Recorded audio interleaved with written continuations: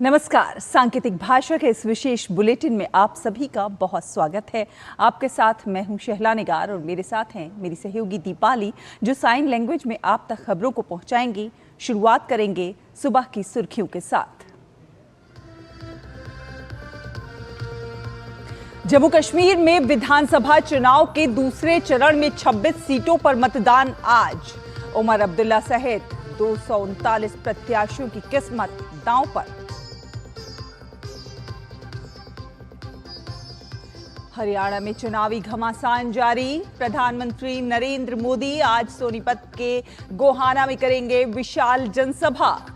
नितिन गडकरी भी राज्य में करेंगे चुनावी रैलियां। वहीं बसपा सुप्रीमो मायावती भी उतरेंगी रण में। कांग्रेस समेत अन्य पार्टियों का भी धुआंधार प्रचार जारी। उपराष्ट्रपति जगदीप धनखड़ उद्यमियों के Mahakumbh UP international trade show 2.0 का ग्रेटर नोएडा में करेंगे शुभारंभ। 70 देशों के 350 उद्यमी होंगे शामिल।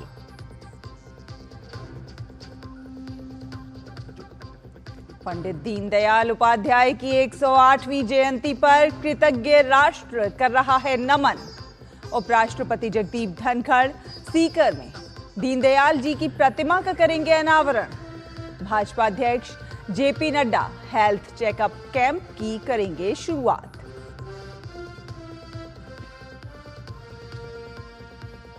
श्रीलंका में राष्ट्रपति पद की कमान संभालते ही अनुराग कुमारा दिसानायके ने किया बड़ा ऐलान। देश की संसद की भंग, 14 नवंबर को होंगे संसदीय चुनाव।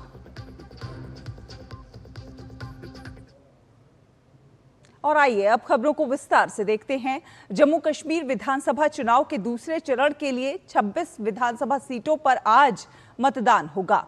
मतदान सुबह 7 बजे से शाम 6 बजे तक चलेगा। स्वतंत्र, निष्पक्ष और सुचारू मतदान सुनिश्चित करने के लिए वेबकास्टिंग सुविधा के साथ 1056 शहरी और 2446 ग्रामीण सहित 3502 मतदान केंद्र स्थापित किए गए हैं। इस चरण में पूर्व मुख्यमंत्री उमर अब्दुल्ला, जेके पीसीसी अध्यक्ष तारिक हामिद कर्रा और बीजेपी जम्मू कश्मीर प्रमुख रविंद्र रैना, अल्ताफ बुखारी सहित 239 उम्मीदवारों की किस्मत दांव पर है। दूसरे चरण में जम्मू के रियासी, राजौरी और पुंछ और कश्मीर घाटी में श्रीनगर और बडगाम जिले में वोट डाले जाएंगे। गुलाबगढ़, रियासी और श्री माता वैष्णो देवी सहित 3 विधानसभा क्षेत्रों वाले रियासी जिले में भी आज मतदान होना है। 15,500 से अधिक कश्मीरी प्रवासी मतदाता दूसरे चरण के चुनाव के लिए जम्मू, उधमपुर और दिल्ली में बनाए गए 24 विशेष मतदान केंद्रों पर आज अपने मताधिकार का प्रयोग करेंगे। शांतिपूर्ण और निष्पक्ष चुनाव के लिए प्रशासन ने सुरक्षा के पुख्ता बंदोबस्त किए हैं। वहीं तीसरे और अंतिम चरण के चुनाव के लिए सभी पार्टियों ने अपना चुनाव प्रचार तेज कर दिया है। जम्मू कश्मीर में तीसरे चरण के तहत 40 विधानसभा सीटों के लिए 1 अक्टूबर को मतदान होगा और वोटों की गिनती 8 अक्टूबर को होगी। और हरियाणा विधानसभा चुनाव के लिए प्रचार चरम पर है। सभी राजनीतिक दलों के स्टार प्रचारक मतदाताओं को लुभाने के लिए एड़ी चोटी का जोर लगा रहे हैं। इसी क्रम में भाजपा के स्टार कैंपेनर प्रधानमंत्री नरेंद्र मोदी आज हरियाणा में चुनाव प्रचार करेंगे। पीएम आज सोनीपत के गोहाना में एक चुनावी रैली को संबोधित करेंगे। पीएम की रैली की सारी तैयारियां लगभग पूरी हो चुकी हैं। पीएम के दौरे के मद्देनजर सुरक्षा के कड़े बंदोबस्त किए गए हैं। और हरियाणा के चुनावी घमासान में केंद्रीय मंत्री नितिन गडकरी आज हरियाणा के 3 क्षेत्रों में रैलियां करेंगे। नितिन गडकरी हरियाणा के थानेसर, लाडवा और गुरुग्राम विधानसभा क्षेत्र में आयोजित जनसभाओं को संबोधित करेंगे। हरियाणा में 90 सीटों के लिए 5 अक्टूबर को मतदान होगा। 8 अक्टूबर को मतगणना के बाद चुनाव परिणाम घोषित किए जाएंगे। केंद्रीय गृह मंत्री अमित शाह महाराष्ट्र के दौरे पर हैं। अमित शाह आज नासिक और कोल्हापुर में भाजपा कार्यकर्ताओं के साथ बैठक करेंगे। अमित शाह ने मंगलवार को नागपुर और छत्रपति संभाजी नगर का दौरा किया था। इस दौरान उन्होंने पार्टी कार्यकर्ताओं से महाराष्ट्र में आगामी विधानसभा चुनावों में भाजपा के बेहतर प्रदर्शन को और ज्यादा बेहतर बनाने की बात कही थी। साथ ही साथ सरकार द्वारा चलाई जा रही योजनाओं को अधिक से अधिक लाभार्थियों तक पहुंचाने का भी आग्रह किया था। उद्यमियों की आशाओं और संभावनाओं का महाकुंभ यानी Uttar Pradesh international trade show के दूसरे संस्करण का शुभारंभ आज से ग्रेटर नोएडा के इंडिया एक्सपो मार्ट में होने जा रहा है। उपराष्ट्रपति जगदीप धनखड़ इस मेगा शो का शुभारंभ करेंगे। ट्रेड शो 25 सितंबर से 29 सितंबर तक ग्रेटर नोएडा के इंडिया एक्सपो मार्ट में आयोजित होगा। ट्रेड शो से प्रदेश के उद्यमियों को नई ग्लोबल पहचान मिलेगी। दुनिया भर के देश प्रदेश के क्राफ्ट, क्यूजीन और कल्चर से रूबरू होंगे। 70 देशों के 350 से अधिक उद्यमियों ने इवेंट में भाग लेने के लिए पंजीकरण कराया है। यूपी के मुख्यमंत्री योगी आदित्यनाथ ने उत्तर प्रदेश पिछड़ा वर्ग राज्य आयोग के नवनियुक्त अध्यक्ष उपाध्यक्षों के साथ बैठक की।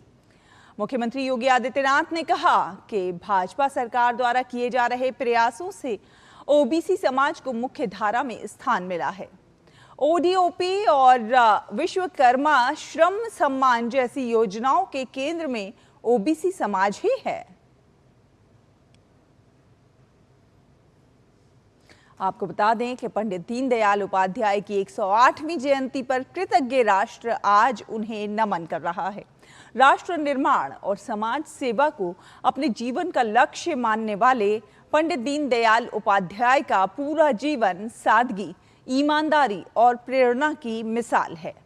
पंडित दीनदयाल उपाध्याय मात्र एक राजनेता नहीं थे, वे उच्च कोटि के चिंतक थे, विचारक थे और लेखक भी थे।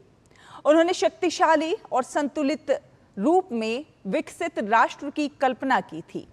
पूरी दुनिया को एकात्म मानववाद जैसी प्रगतिशील विचारधारा से परिचित कराने वाले दीनदयाल उपाध्याय भारतीय राजनीतिक और आर्थिक चिंतन को एक वैचारिक दिशा देने वाले पुरोधा थे।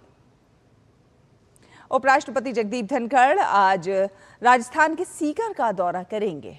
अपने एक दिवसीय दौरे पर उपराष्ट्रपति जगदीप धनखड़ सीकर स्थित पंडित दीनदयाल उपाध्याय शेखावटी विश्वविद्यालय में पंडित दीनदयाल उपाध्याय की 108वीं जयंती पर उनकी प्रतिमा का अनावरण करेंगे।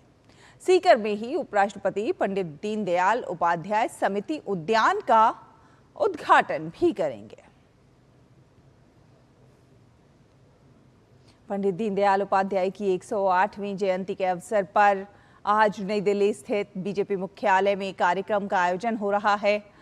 इस अवसर पर भाजपा के राष्ट्रीय अध्यक्ष एवं केंद्रीय मंत्री जेपी नड्डा आज उनकी प्रतिमा पर पुष्पांजलि अर्पित करेंगे और हेल्थ चेकअप कैंप का शुभारंभ करेंगे।